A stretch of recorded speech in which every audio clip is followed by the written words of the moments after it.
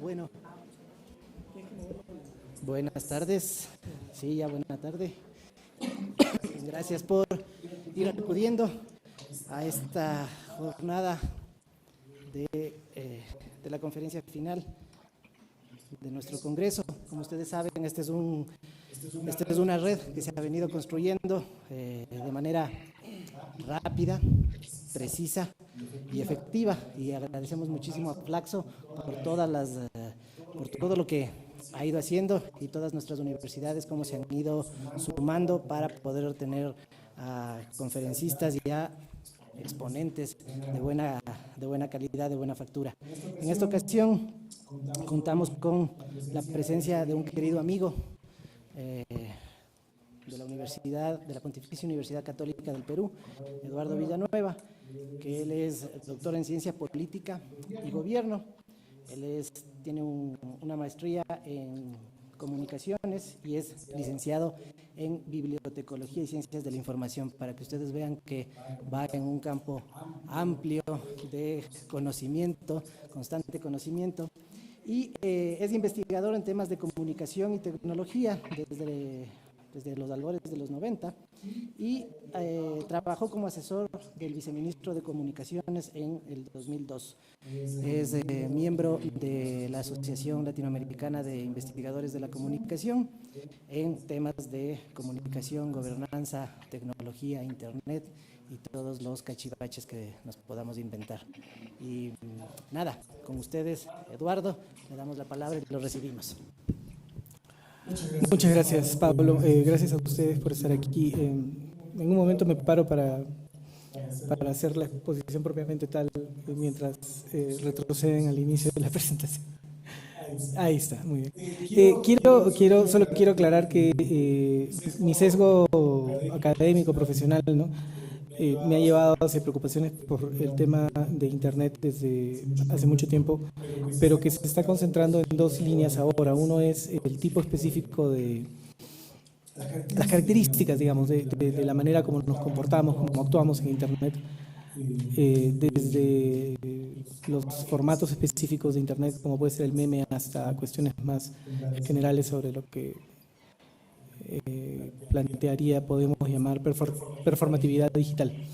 Y por el otro lado, una cuestión más dura de ciencia política alrededor de la cuestión de gobernanza, ¿no? Pero no es solo de la gobernanza de Internet, sino de la manera como la gobernanza de nuestras sociedades es afectada por Internet. Entonces, por ahí va el énfasis de la conversación de hoy.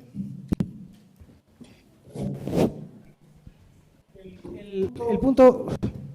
Me paro porque de chiquito me reprimieron mucho, entonces ahora me libero y circulo, me muevo. El punto es ese, ¿no? O sea, la gobernanza de Internet es un problema político, pero ¿por qué?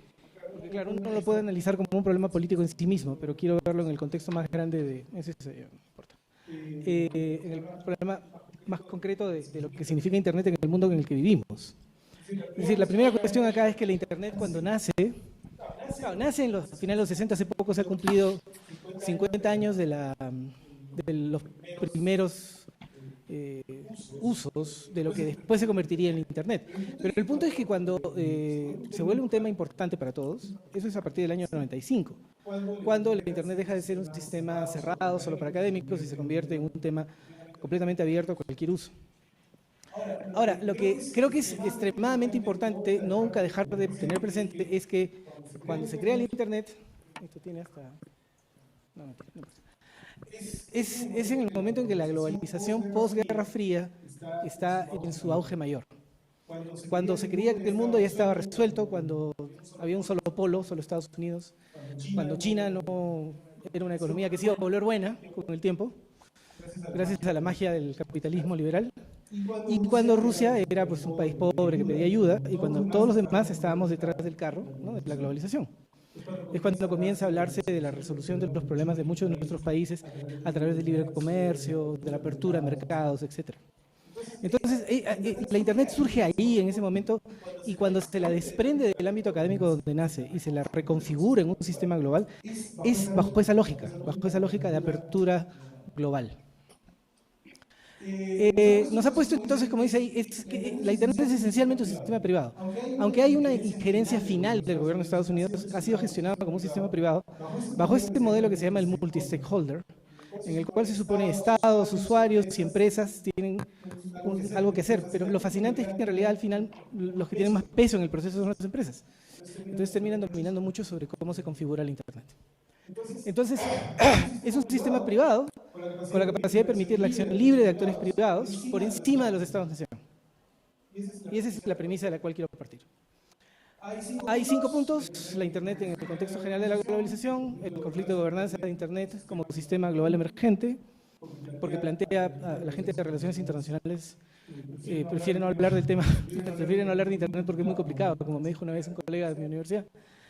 El poder de los medios globales que derivan de este sistema global y cómo nos afecta, las consecuencias para el debate público, que es algo que yo llamo irrealidad digital, y algunas conclusiones al final.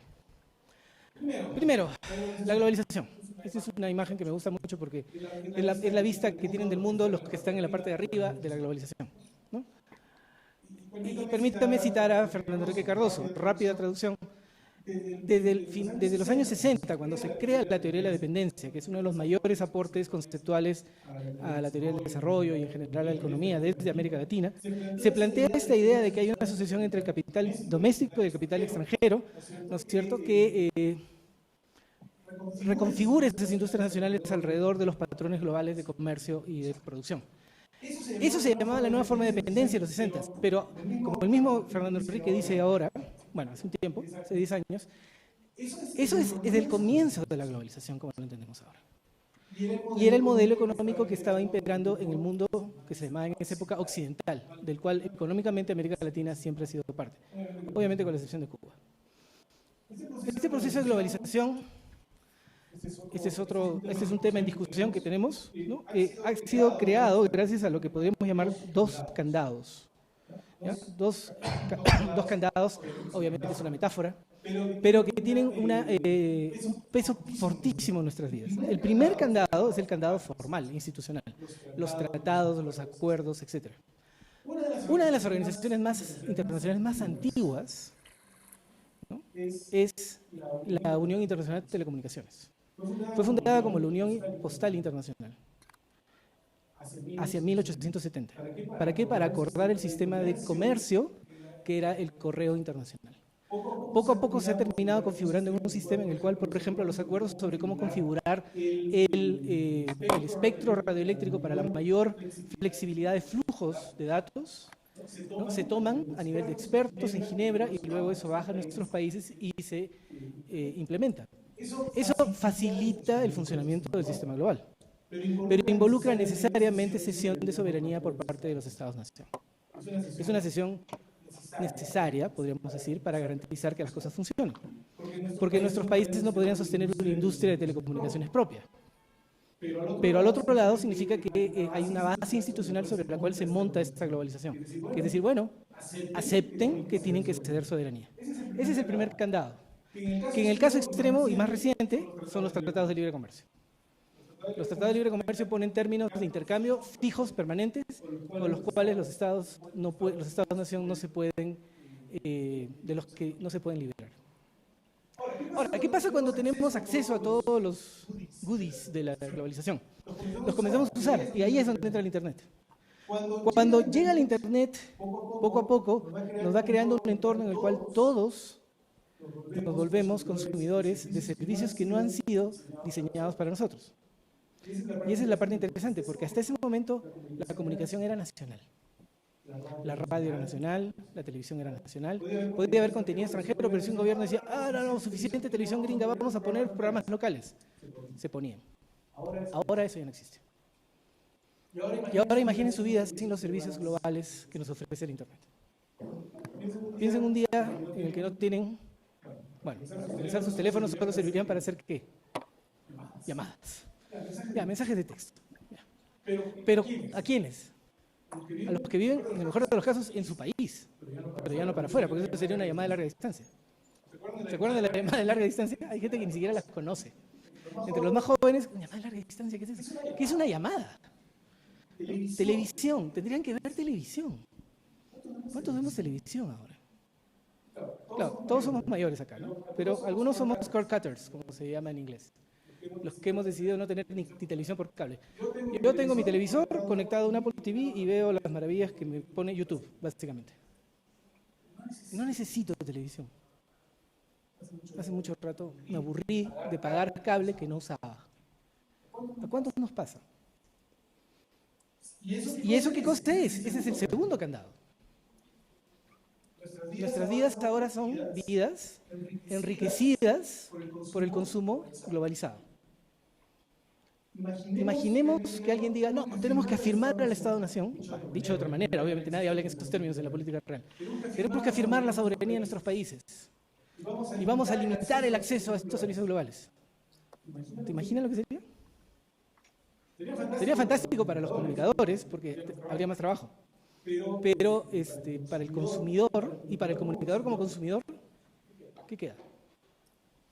Entonces, en realidad, ese segundo candado, que es blando, informal, es el único candado que realmente le importa a la gente del común.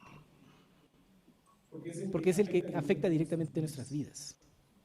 Entonces la globalización existe gracias a esos dos candados. Eso nos lleva a, este es un concepto que me gusta mucho usar.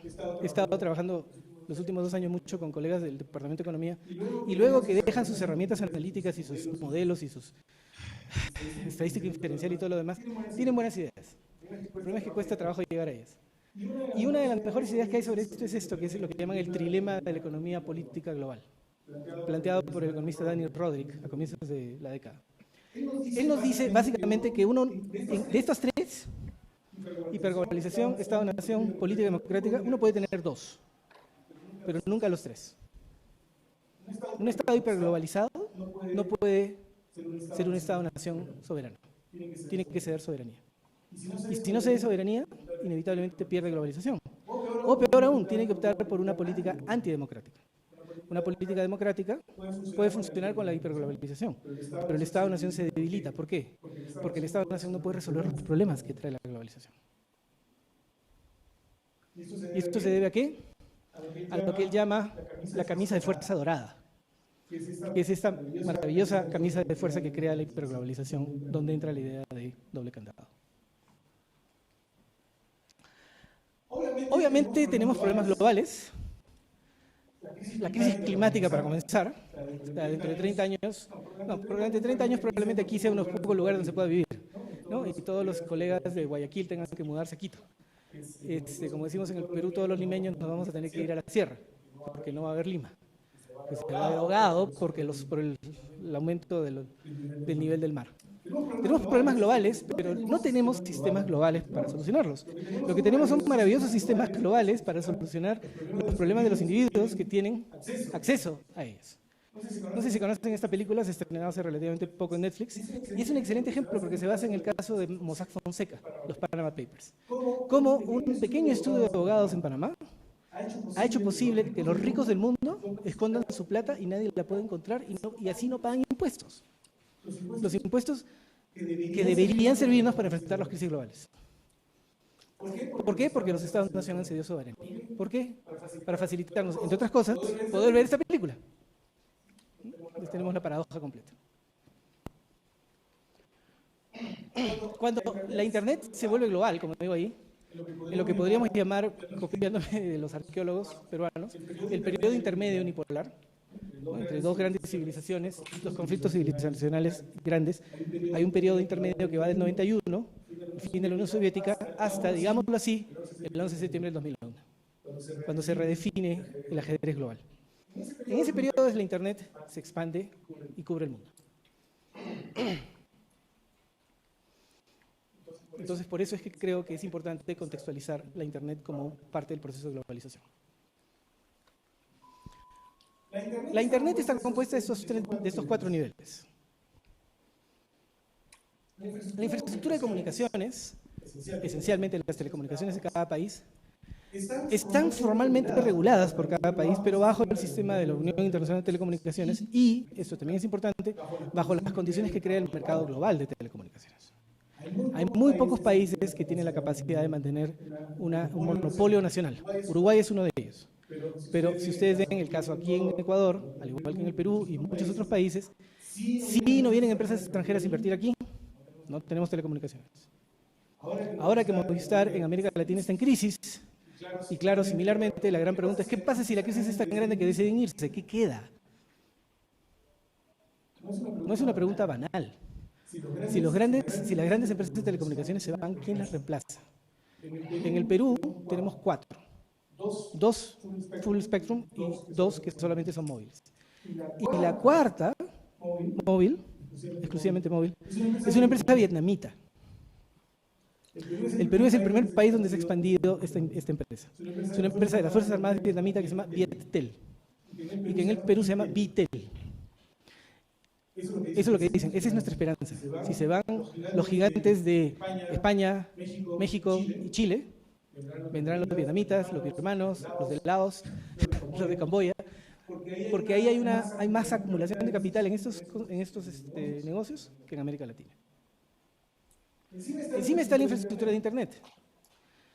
Bajo este modelo multi-stakeholder, el sistema DNS, etcétera, etcétera, que es un sistema gratuito, abierto, disponible para cualquiera, es cierto, y que funciona aceptablemente bien, a pesar que a la larga es muy difícil saber quién gobierna. Encima está la infraestructura de servicios. Por ejemplo, lo que permite que Netflix sea responsable, perdón, el video en Internet sea responsable del 80% del tráfico de Internet en Estados Unidos y que Netflix sea el que alquila la capacidad de transporte en redes del 50% de la infraestructura instalada en Estados Unidos. O que Amazon tenga como uno de sus principales negocios el hosting a través de Amazon Web Services. La gran mayoría del contenido del mundo está depositado en servidores controlados por Amazon, que a su vez están instalados en lugares como Islandia, Bulgaria, etc. Entonces, cada vez que ustedes interactúan con un servicio ecuatoriano, es altamente probable que los datos sean manejados a través de un contrato de AWS y que los datos físicamente estén depositados en Islandia, donde hay muchos servicios porque es el lugar más barato del mundo. La electricidad más barata del mundo está en Islandia. Y encima está la infraestructura de contenidos. YouTube acaba de cambiar sus reglas de contenido. Los usuarios que no moneticen irán siendo borrados. El sueño inicial de YouTube, ¿se acuerdan cuál era? Broadcast yourself. Y ahora es watch the broadcast of others, digámoslo así. Además, cuando uno habla de infraestructura debe considerar que hay componentes técnicos, pero sobre todo hay componentes institucionales, globales y nacionales, y componentes comerciales, ¿no? Hay una estrategia comercial de una serie de empresas que está asociada con su capacidad de expansión global, etc.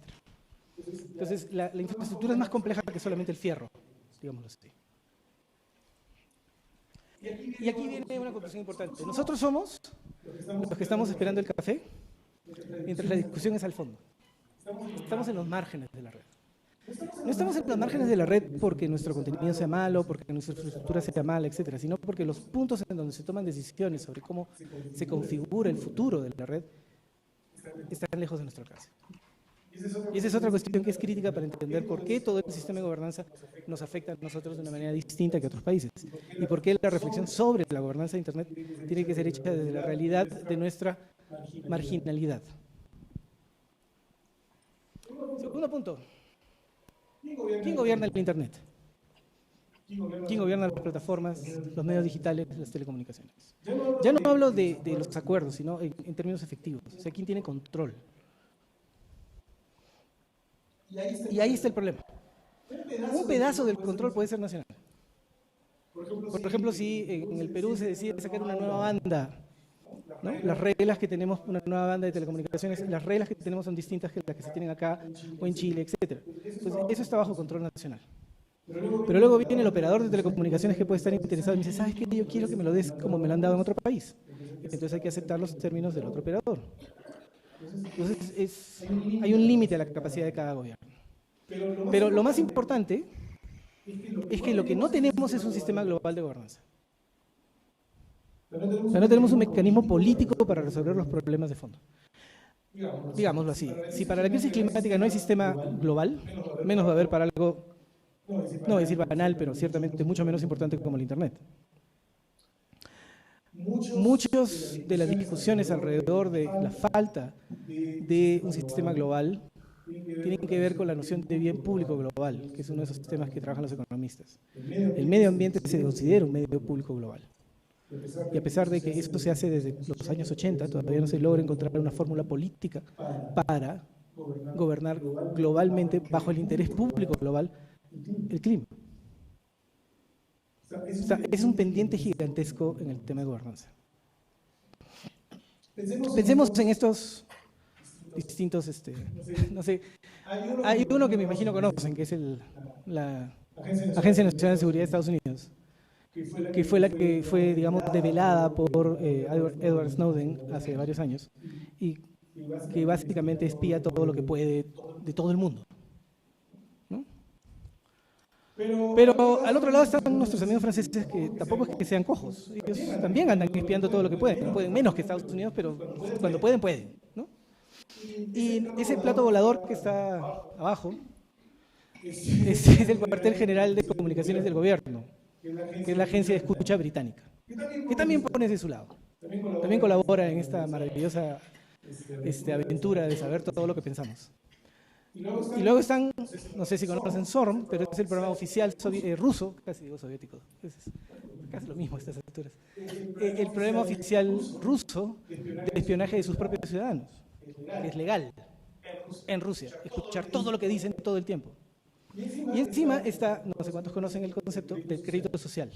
El crédito social es una maravillosa invención china, en donde todo lo que ustedes hacen es rastreado y se les da un puntaje. Y ese puntaje les da acceso a servicios. Si su puntaje es bajo, les pueden negar el subir un tren. Les pueden negar entrar al cine, porque los consideran malos ciudadanos que van contra la convivencia. Si tu puntaje es alto, te dan mejores préstamos bancarios. O sea, el gobierno ha privatizado los resultados de la vigilancia digital. Entonces, todo lo que haces a la larga es visto como parte de tu buena ciudadanía. Y si eres mal ciudadano, te lo quitan. Entonces, literalmente gente que llega a la puerta del tren y dice, usted no puede entrar. ¿Por qué? Porque usted antes ha hecho algo que no merece que lo dejemos subir al tren. Los algoritmos del crédito social son parte básica de los algoritmos que utilizan los proveedores chinos de telecomunicaciones. Así que si tienen un Huawei, algún día van a tener crédito social. Yo tengo un Huawei porque yo siempre digo, uso Max y entonces uso un Huawei para que me espíen de los dos lados y vean que hablo mal de los dos, ¿no? Con lo cual probablemente ni los rusos me van a dejar entrar. Pero bueno. Y esto se refiere a este concepto nuevo, que es la tensión del Pacífico, ¿no? Se ha movido el mundo. Si antes era una tensión en el Atlántico, en Europa, ahora cada vez, con todo respeto, los europeos tienen menos peso en este juego y la tensión se traslada al Pacífico.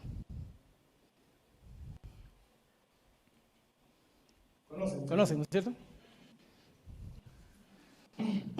Para los mayores. O para los mayores que no tienen hijos adolescentes, más fácil todavía. TikTok es una aplicación que arrasa entre los chiquillos, ¿no es cierto? Y que son videos cortitos en donde se puede hacer una serie de trucos y de fonomímica, etcétera, que les encantan. Yo he visto chicos que literalmente pasan 3 horas viendo videos, un video tras otro, porque son cortos, entonces el tiempo pasa y no se nota qué pasa. Ustedes saben la historia de TikTok. TikTok es el servicio chino para el resto del mundo, porque en China se llama Douyin. Y Douyin es un servicio en el cual sí hay espionaje. El gobierno chino chequea todo lo que pasa en Douyin y en base a eso va preparando cómo tratar. TikTok es global, los servidores están fuera de China y las reglas de uso son globales. Ahora, la metadata que extraen nadie sabe dónde termina. Me permito especular que en las mismas manos en donde termina el mercado local, los servidores en China y las reglas de uso chinas de Douyin. Por eso en Estados Unidos lo consideran una amenaza. A nivel comercial, porque es la primera aplicación global verdaderamente exitosa, a excepción de Spotify, que no viene en Estados Unidos. Y a nivel del gobierno, porque es algo que no pueden rastrear. Así que piénsenlo la próxima vez que estén viendo videos en TikTok. ¿A qué va esto? Terra nullius es el concepto por el cual los poderes coloniales se adueñaban de cualquier territorio. Decían que ahí no había gobierno, entonces era tierra de nadie. Entonces uno podía entrar y hacer lo que quisiera. Es la razón por la que Estados Unidos se expandió, es la razón, en el fondo, por la que España llegó a América, es la razón por la que, etcétera, etcétera, etcétera. Las empresas digitales actúan como si el mundo fuera una terra nullius. Asumen que no hay nada que los impida pasar, entonces pasan. ¿No? La diferencia está en que nosotros lo recibimos con alegría y con candor. No digo que sea inherentemente malo hacerlo. El problema está en que, como yo siempre insisto en esto, una cosa es ser consumidor, otra cosa es ser comunicador y otra cosa es ser ciudadano. Y el comunicador debería pensar más como ciudadano que como consumidor. Como ciudadano, esto es una mala idea. Como consumidor es fantástico. Pero hay que moverse.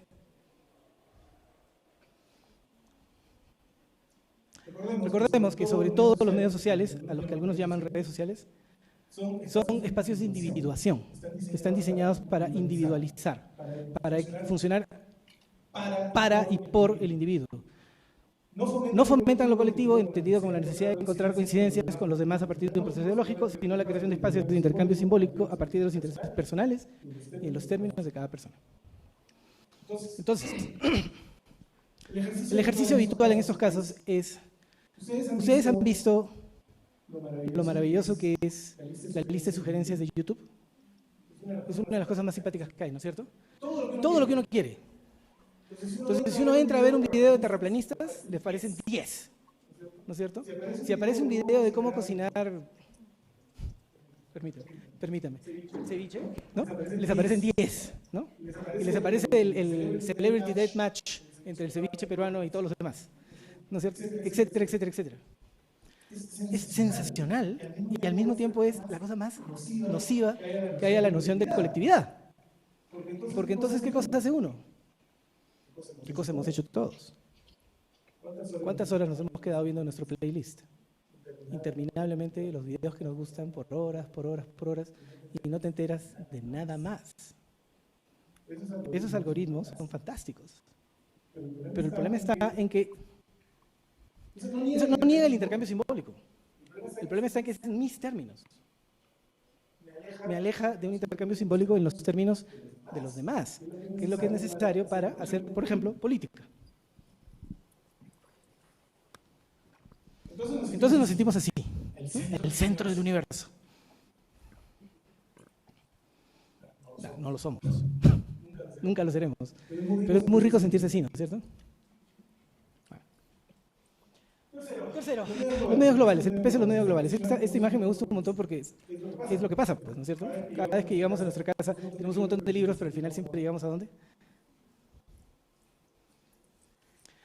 Lo que predomina ahora es lo que podemos llamar comunicación algorítmica.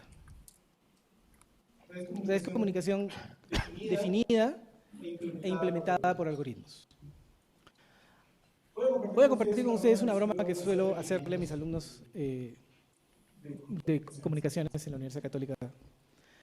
Hace muchos años hubo un video en donde un alumno muy calificado de la facultad le preguntan, ¿por qué estudias comunicaciones? Y él dijo, es que yo tengo una visión creativa y pienso que el futuro tiene que ser rehecho a partir de la expresividad de los medios.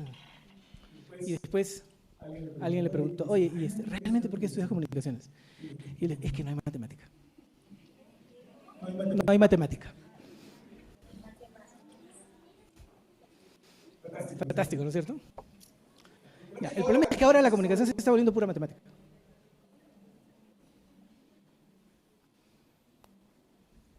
Y si no nos familiarizamos con qué es un algoritmo, cómo funciona y qué puede hacer, no vamos a entender la comunicación.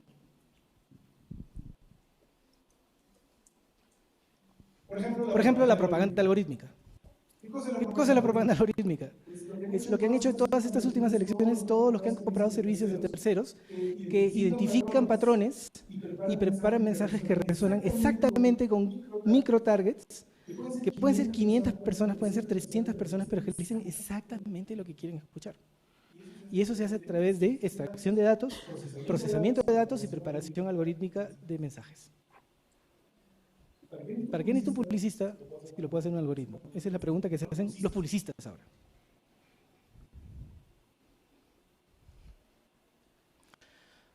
De la propaganda algorítmica, ¿qué pasamos? A la desinformación. A la malinformación. Que es cuando yo difundo cosas que son falsas sin darme cuenta. A diferencia de la desinformación, que es cuando difundo intencionalmente cosas falsas. A las fake news. Todo es producto, o sea, de nuevo, no es que no haya habido fake news antes, siempre ha habido. La gracia está en que ahora se hacen solas. Y se hacen de tal forma que ni nos damos cuenta. Llegan precisamente a mí, sin que yo pueda darme cuenta de lo bien hechos que están y lo falsas que son. Por favor.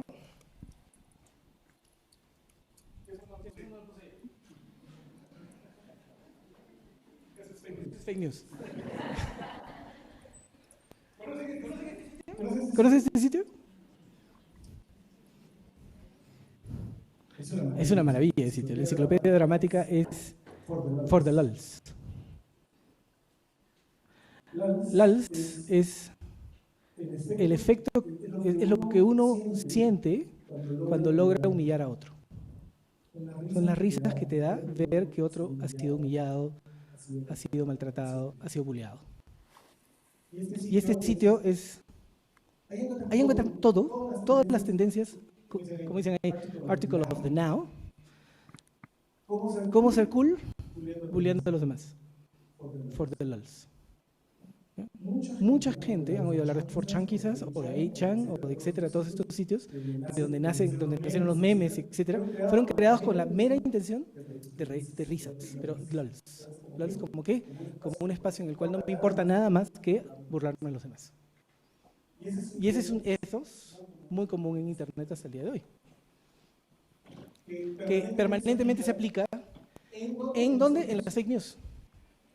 Mirando mi teléfono un rato antes de la exposición veía a una ex periodista, ya no ejerce el periodismo peruana, que mandaba un mensaje en Twitter diciendo que, contestando un tweet de que había habido un asalto en Lima donde un venezolano le había disparado a un peruano. Nadie sabe decir venezolano porque los peruanos no diferenciamos los acentos. Podría ser un colombiano, podría ser un mexicano. Yo he escuchado gente que es venezolano y era mexicano. En fin. Pero el punto es que lo dice, la respuesta ya cuál es, ¿ya ves, chiquillo? Por eso es que el presidente Vizcarra, el dictador Vizcarra, perdón, les ha dado la nacionalidad a todos los venezolanos para que voten por él el 20 de enero. Eso es falso de la forma más absoluta que puede haber. Y lo circulan con absoluta naturalidad. Y otra gente lo repite y dicen, ya ven, por eso es.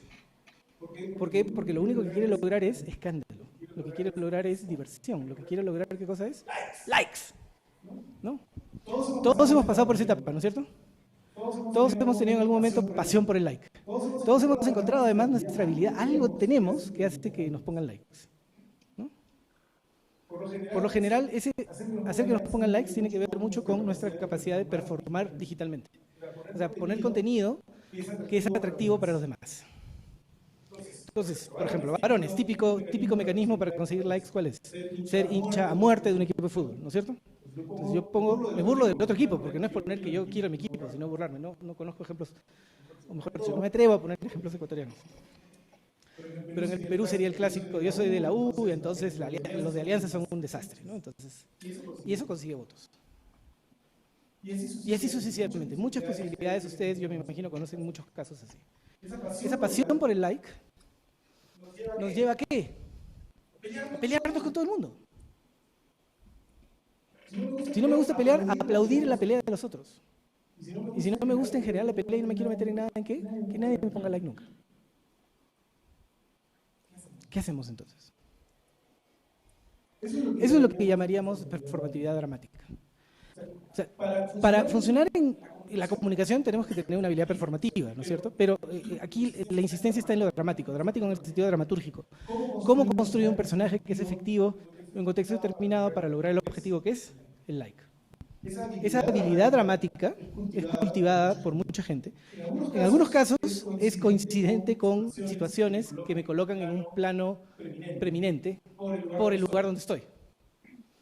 Si están pasando cosas en mi país y comienzo a colocar comentarios, mis amigos de afuera comienzan a darme likes. Es absolutamente natural. Pero a veces es simplemente mi habilidad para intervenir, para manipular. Mi habilidad para ser el primero que descubre TikTok y le dice a todo el mundo, ¡ay, hay esta cosa que se llama TikTok! Esos que ya descubrieron TikTok están buscando lo que viene. Ya no están usando TikTok. Por eso que los chiquillos ya no usan Facebook. ¿Por qué? Porque están todos los viejos, estamos todos nosotros, ¿no es cierto? Entonces lo que quieren es estar en un sitio para ellos solos. Se fueron a Instagram. Cuando los viejos comenzaron a ver a Instagram, ¿qué hicieron? Pusieron su Finstagram, su fake Instagram. ¿Y ahora qué han hecho? Se han ido a TikTok. Porque el asunto es, ¿dónde me puedo divertir más? Y cuando hay viejos, la diversión se acaba. Entonces, esas habilidades dramáticas son centrales en el mundo de los medios y nos permiten, y si sabes inglés, puedes ser una estrella global. Este es un buen ejemplo. Tomado durante las manifestaciones en Chile, es una combinación de repertorios simbólicos casi inverosímil. O sea, alguien vestido de personaje de moda en el cine, que probablemente dentro de 6 meses ya nadie use el traje, sino para hacer cosplay de remembranza, con la bandera mapuche, que como me comentaba Escolario hoy día en la mañana que estuvo en Chile, nos decía, no, pues si te vendían la bandera, había vendedores que tenían toda la parafernalia de la protesta lista, ¿no? Incluyendo el silbato para hacer los llamados.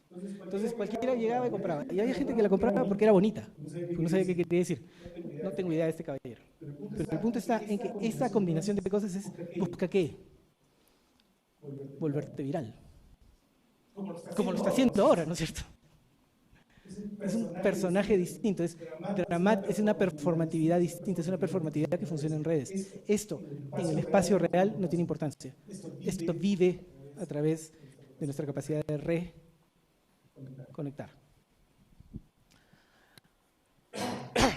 Cosas como estas. Hay una tragedia y de inmediato sale esto, ¿no es cierto? Hashtag #PrayFor. Y entonces hago un video.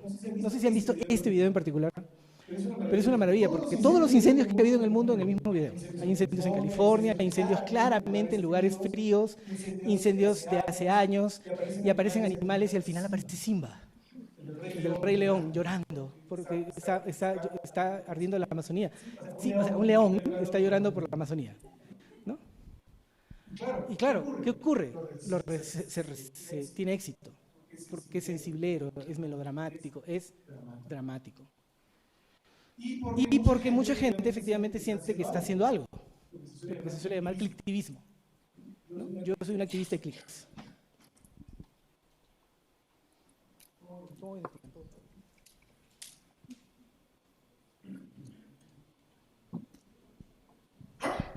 ¿Cuánto hemos trasladado esa pasión performativa en los medios sociales a nuestra acción en el mundo de la vida? Esa es un poco la pregunta. Solían ser espacios separados.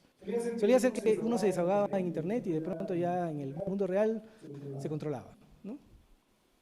¿Cuánto en la comunicación contemporánea es la construcción de discursos dramáticos antes que racionales? Son preguntas. Okay. Esto es la realidad digital. Esto es una obra muy simpática que me gusta mucho, que es una instalación digital sobre cómo se llama el hundimiento del Tumaru. Y es la artista lo que quiere ponernos es la perspectiva de cómo veían el mar aquellos que se estaban hundiendo con el barco, ¿no? Es bellísimo, pero claro, se están hundiendo.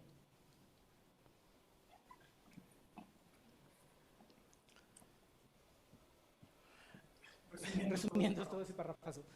Esencialmente el punto está en que estamos tan incrustados en nuestra propia performatividad. No todos nosotros, no todo el tiempo. Es una observación generalizante. Estamos tan incrustados en esta performatividad que nos olvidamos que nos pueden estar manipulando. Que perdemos de vista que la intención de muchos de los que se comunican con nosotros no es contarnos algo en el buen sentido, sino es engañarnos por intereses subalternos. Permanentemente nos equivocamos, ¿no? Que levante la mano el que nunca se equivocó con un retuiteo o con un repost en Facebook. Que leyó algo que le pareció, no puede ser, se indignó, puso compartir y después le dijo, oye, eso es mentira.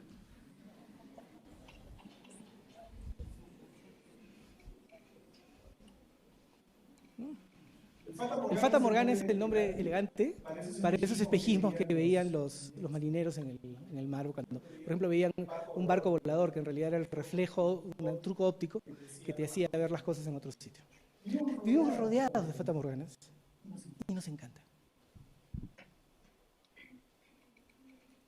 Vivimos ahogados en un torrente de cosas, ¿no es cierto? No sé a cuántos les pasa ahí, pero creo que a todos los usuarios, sobre todo que tienen buenos teléfonos, les ha pasado en algún momento que de pronto han dicho, ¿qué habrá pasado en estos X minutos que no he estado viendo mi teléfono? ¿No? Me estoy perdiendo de algo. La sensación del perderse de algo, que en los jóvenes es brutalmente fuerte. Que es lo que los lleva a despertarse a las 3 de la mañana cuando el teléfono suene.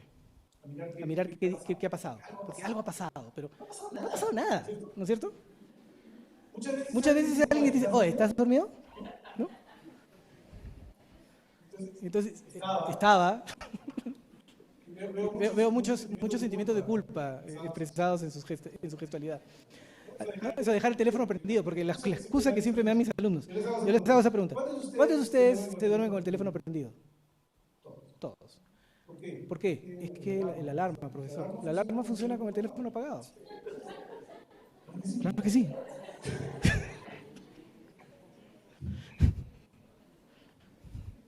Todos los teléfonos pueden desactivar esa función, pero todos los teléfonos de fábrica vienen con la alarma funcionando a pesar que esté apagado. Mientras tenga batería va a funcionar.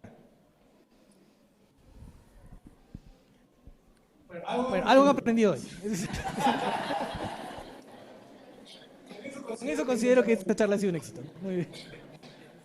El punto es que este torrente...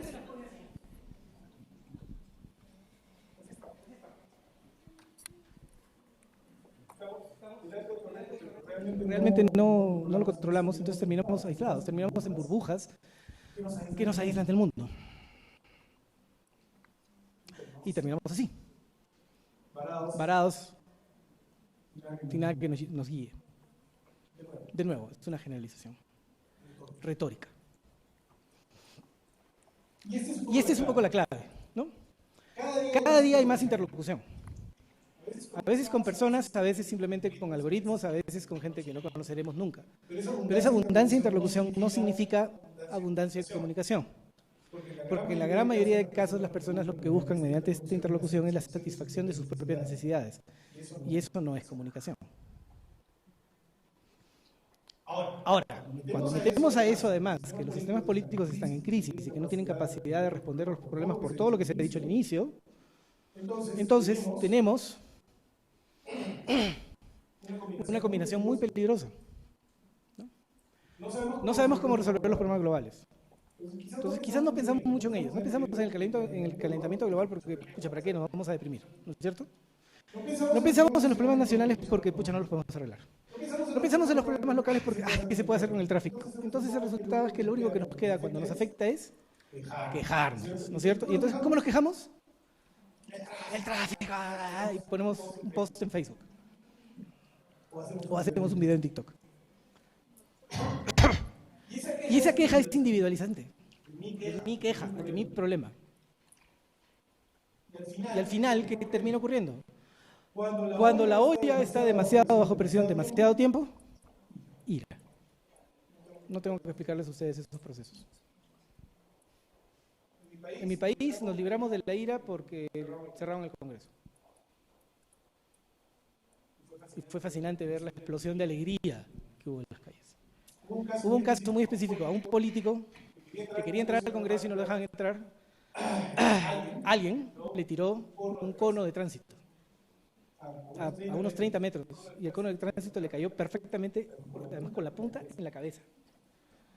La cantidad de gente que festejó eso es peligrosa, la cantidad de gente que festejó eso, porque es una agresión que podría haberlo matado. La gente está sobreponiendo la imagen, ¿cómo se llama? La regla de Fibonacci encima, para ver qué hermoso es esto, ¿no?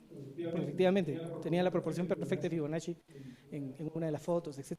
Festejando una agresión tan brutal a un hombre que no es mayor. ¿Por qué? Porque el desprecio era generalizado y porque además nadie te iba a condenar. Y si lo condenas, ¿qué haces? Lo borras. Entonces todos felices. El héroe nacional. Entonces hay gente que quiso inscribir como símbolo para, no se puede por razones legales, pero hay gente que proponía que el cono fuera un símbolo para un partido anticorrupción y que el lema fuera un cono para todos los corruptos. conceptos que quedan después de esto. No muchos, es un poco opaco todo el tema. Es un tema nuevo y es un tema emergente y como todos los temas emergentes obligan a miradas interdisciplinarias. Esto es lo que estamos trabajando con algunos colegas, o sea, tomar la idea de Roderick y pensar en esta idea del trilema político de Internet. El Estado-Nación, la diversidad cultural y la infraestructura y servicios de Internet son incompatibles. Escojan dos de los tres, pero no pueden tener los tres. La evidencia apunta a eso. Si queremos diversidad cultural en el sentido más nacional del término, la Internet es el peor enemigo. Si queremos mantener la autonomía del Estado-Nación, probablemente tengamos que perder la Internet. O tengamos que aplastar la diversidad cultural como hace China. La política democrática está en juego, el diseño institucional del Internet, el comercio globalizado. ¿Qué queremos perder? Lo único crítico aquí sería reconocer que necesitaríamos pensar conscientemente en qué sacrificar. En este momento estamos sacrificando las cosas sin darnos cuenta. Claro, podemos optar por la evasión digital. TikTok para todo el mundo. Podemos optar por el abandono digital. ¿Cuántos de ustedes han intentado un fin de semana sin nada? Y ahora intenten una semana.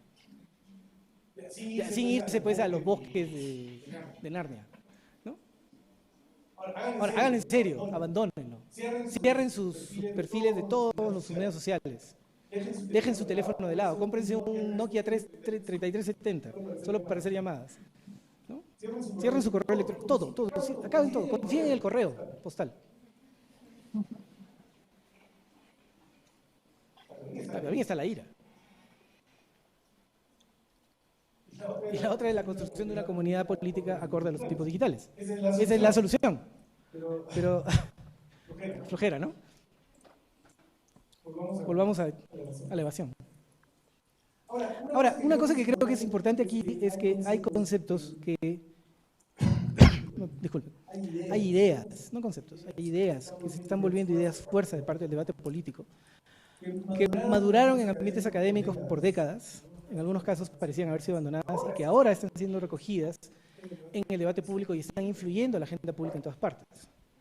O sea, la crisis climática es el resultado del esfuerzo de, digamos, mejor dicho, que aceptemos que hay una crisis climática es el resultado de 30, 40 años de trabajo de científicos que han hecho de todo para convencernos y que recién lo están logrando. Todos los movimientos anti-acoso, como el Me Too, como el Ni Una Menos, etcétera, comenzaron como discusiones académicas que parecían no ser importantes y que han terminado volviéndose parte de la conversación cotidiana. Entonces hay un valor en discutir estas cosas, en tratar de plantear soluciones. No va a resultar de inmediato, nada que se haga en la academia resulta en algo inmediato. Pero lo bueno es que cuando llegue a ocurrir, sirve mucho más porque tiene más bases, está más sólidamente construido. Entonces, no es banal intentar, no es banal tratar de encontrar soluciones que además nos requieren entender qué está mal en la gobernanza global del Internet y tener propuestas concretas de cambio. Y propuestas concretas de cambio para nosotros desde aquí. Gracias.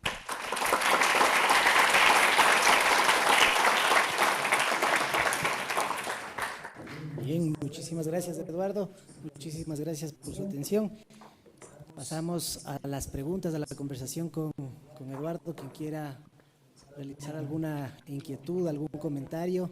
Tenemos unos 10 minutos para poder conversar.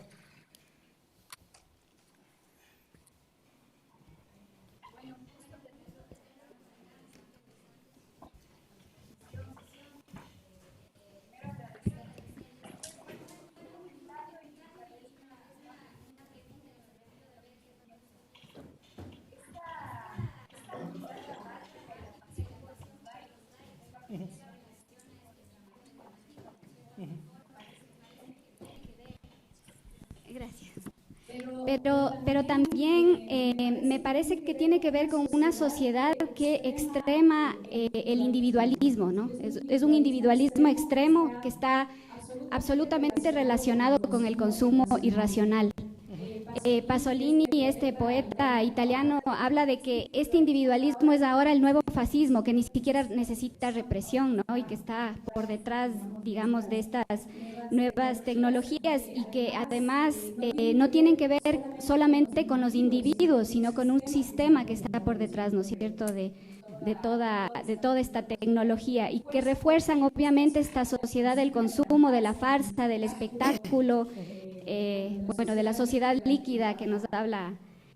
Y bueno, y también hay una hegemonía, digamos, de los modos de consumir, de los modos de pensar, de los modos también de vivir, o sea, de las personas. Entonces, quisiera que usted un poquitito amplíe esta idea, que sí, que estoy de acuerdo, tiene que ver con el performance y con el dramatismo, pero que también tiene que ver con un tipo de sociedad y un tipo de capitalismo cognitivo que extrema el individualismo, ¿no? Y ese yo narcisista que está por detrás y que necesita esos likes y que piensa que esos likes significa tener más amigos y tener más influencia y se piensa que esos likes también tiene que ver con una lucha colectiva que en realidad cada vez es más individual, ¿no? Que no es orgánica, que no tiene una organización real por detrás. Básicamente de acuerdo. Creo que en general uno no puede negar que la lógica del capitalismo siempre es la individuación, ¿no?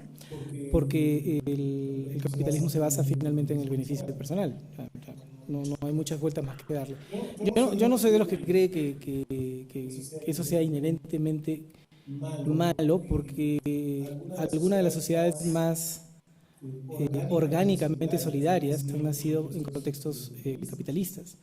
Sin embargo, eso tiene mucho que ver con la forma como ese capitalismo se incrusta en prácticas culturales de otro tipo. Estoy pensando en países como Holanda, uno de los primeros países capitalistas mercantiles, en donde las redes sociales son sumamente fuertes, eran sumamente fuertes, ahora están con otros problemas, por un sentido de responsabilidad colectiva que venía mucho de su historia, incluso de la influencia de la religión, ¿no? Entonces, hay dimensiones.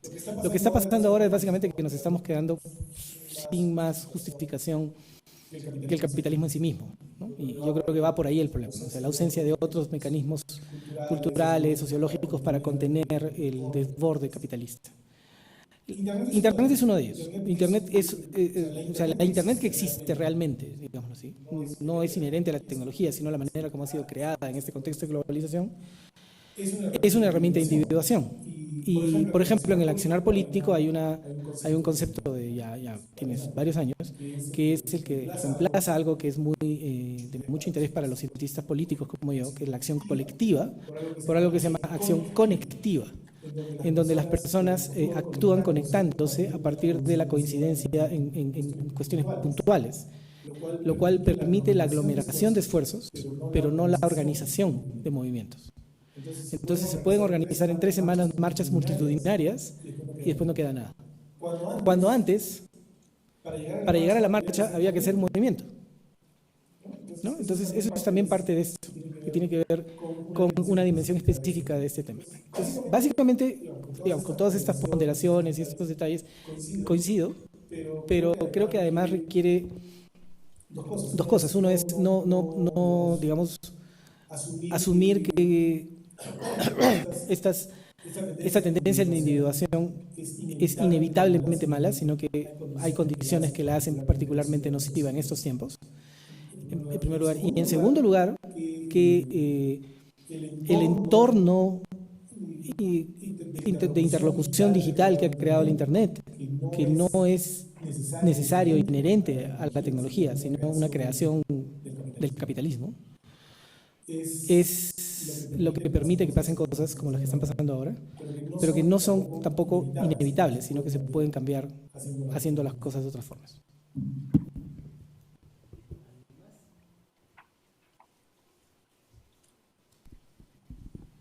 Buenas tardes. Una consulta. Con respecto a la comunidad política digital, ¿cuál sería la relación entre, por ejemplo, la virtualidad y la autocomunicación de masas de la que habla Castells, porque según he leído algunas situaciones, es como que la virtualidad hace que se merme un poco el tema de la comunicación dentro de ese espacio virtual. Castells tiene, digamos, es muy bueno en el comienzo de todos estos procesos, pero de ahí ha derivado una cantidad significativa de trabajos posteriores que afinan un poco sus intuiciones, ¿no? Entonces, por ejemplo, esta cuestión de la virtualidad real, que es tan poderosa, ellos siendo elaborada y enriquecida por otros autores, ¿no? Y una de las cosas que surge precisamente tiene que ver con esta idea de individuación, con esta idea de performatividad, ¿no? Que no aparecen en Castells, sino que van apareciendo después. Pero creo que, y la idea de autocomunicación de masas a mí nunca me ha convencido, sinceramente, pero esa es otra conversación. Creo que una de las claves ahí más bien va por el lado de que la sociedad, que una sociedad como la que tenemos, ¿no? Es una sociedad en donde es muy fácil perderse en los medios y que lo que falta es un anclaje de la experiencia mediática en la realidad para hacer relevante nuestra acción en los medios, ¿no? Y eso no es un problema de que se pueda hacer virtualmente. ¿Por qué? Porque, por ejemplo, y la crisis climática yo creo que es el mejor ejemplo, ¿no? Es decir, la saliencia que ha adquirido el tema en los últimos meses ha provenido de entornos virtuales. O sea, las acciones de Greta Thunberg, por ejemplo, ¿no? Era una chica parada, sentada delante del Parlamento sueco hace año y medio, y de pronto es una líder global que ha, digamos, ha hecho saliente precisamente un tema que ha estado todo el tiempo. Y lo que ella dice es: no me hagan caso a mí, hagan caso a la ciencia, ¿no? Y claro, hay muchas respuestas, etcétera, pero ¿cómo se ha difundido eso? Se ha difundido por redes. Después apareció en la prensa. Pero claro, es una difusión por redes a partir de actos en el mundo, no voy a decir en el mundo real, sino digamos en la constatación de asuntos reales. Entonces, a la larga vamos a necesitar de la virtualidad para crear esa comunidad política digital global. Porque la única forma en la que podemos encontrarnos todos en el mundo es a través de ella, ¿no es cierto? Pero por otro lado, el anclaje de esa comunidad política tiene que estar en la realidad, es decir, en las cosas que realmente nos afectan. O sea, la crisis climática nos afecta a todos, ¿no? La desigualdad de género, la opresión, el tráfico de personas. A nivel regional, ¿no? La crisis de Venezuela nos afecta a todos y no tenemos cómo resolverla. Esas señales del agotamiento del modelo político que existe y la necesidad de encontrar salidas distintas, que reconozcan que la forma de conectar y darle sentido a lo que pasa es a través de lo digital.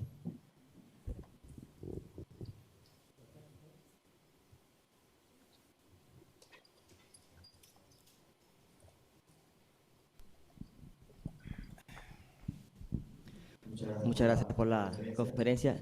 Yo tenía una pregunta sobre algo que quedó en el tintero acerca de la regulación, ¿no? Del papel que pueden tomar los Estados-nación en línea de ese trilema para, por ejemplo, promover o regular la producción, ¿no? Y que decías que eso beneficiaría a los comunicadores. Bueno, no hace falta usar el condicional porque, en efecto, aquí con la ley de comunicación se tomó una serie de medidas para que hubiera un porcentaje ya fijo, determinado, de producción propia o nacional, ¿no? Y en ese sentido, pues se defendía que eso permitía articular producción desde el contexto, evitar la aculturación, etcétera, etcétera, ¿no? Me gustaría, si puede, que profundizara un poco sobre ese tema. Ahí las condiciones varían de país en país de acuerdo a su inserción dentro de los procesos globales, sin duda, ¿no? O sea, por ejemplo, mi país ha firmado tratados de libre comercio que le dejan muy poco margen para ese tipo de decisiones. Tengo entendido que es la misma situación con Chile y con otros países, pero bueno, esa es la primera razón. La segunda es que también hay una transformación digamos, de la ecología mediática alrededor de estas cosas. Es decir, esa ley puede funcionar e incluso se puede intentar aplicar a plataformas de video bajo demanda, como puede ser Netflix. Sin embargo, Netflix tiene una capacidad de negociación extraordinaria frente a un Estado como Ecuador. Porque finalmente le puede decir a Ecuador: ¿sabes qué? No te voy a hacer caso. Y si quieres, bloquéame, ¿no? ¿Y qué pasa cuando, o sea, hay un proceso, no voy a llamar inevitable, pero hay una tendencia más o menos clara hacia el agotamiento de las formas de televisión de pago y su reemplazo por plataformas? de video bajo demanda. Las plataformas de video bajo demanda requieren una inversión y una implementación tecnológica tan grande que es improbable que puedan ser nacionales. Van a tener que ser siempre, por lo menos regionales, sino globales. Entonces, la capacidad de negociación disminuye. Y ahí hay una opción de ¿qué hago? ¿Cómo lo enfrento? ¿No? Se puede negociar, sin duda. Y Netflix ha descubierto hace mucho tiempo, Netflix específicamente hablo, no hablo de las otras, pero Netflix ha descubierto hace mucho tiempo que hay un valor singular en tener producción local en su servicio. Porque no le cuesta significativamente mucho, ni en espacio, ni en lo que le paga a los productores, y es atractivo para el público local. Pero obviamente no va a ser nunca 30%. Porque además los consumidores de Netflix no quieren 30% de producción ecuatoriana, quieren todas las maravillas del mundo que pueden llegar por ahí. Entonces, es un escenario nuevo. Y el segundo candado entra en juego. Es decir, ¿cuán dispuestos estamos a pelearnos con nuestros propios ciudadanos, quitándoles cosas que quieren, para cumplir un ideal que, digamos, no tiene necesariamente el mismo nivel de buy-in, como se dice en inglés, ¿no? Esas son preguntas que va a haber que hacerse pronto en todos nuestros países. Bueno, por el tiempo les agradecemos muchísimo por su asistencia, por su participación y agradecemos a Eduardo por su exposición, a ustedes por su atención y nos estamos viendo aquí para la asamblea a las 3 de la tarde. Muchísimas gracias y buen almuerzo.